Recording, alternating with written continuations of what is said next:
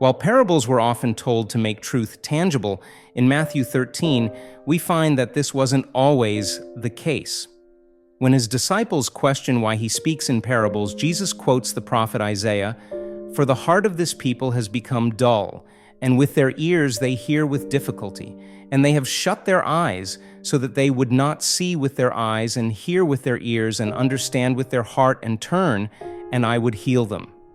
We find this in Matthew 13:15. This is the case in the parable of the sower and the seed. The seed hits the open path, the rocky ground, the thorns, and the good soil, and Jesus describes 4 hearers who receive the good news in different ways. We should examine this parable and ask ourselves, what kind of hearer am I? Do we seek to really understand the gospel? When we hear it told again and again, does it merely lie on the surface as commonplace? When our faith is put to the test, do we find ourselves putting hope in everything else but the good news?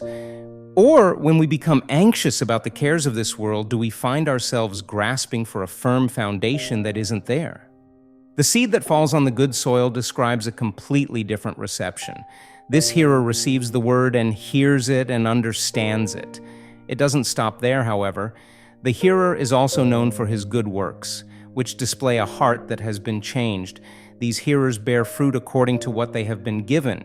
In Matthew 13, verse 23, it reads, "But what was sown on the good soil, this is the one who hears the word and understands it, who indeed bears fruit and produces this one 100 times as much, and this one 60, and this one 30.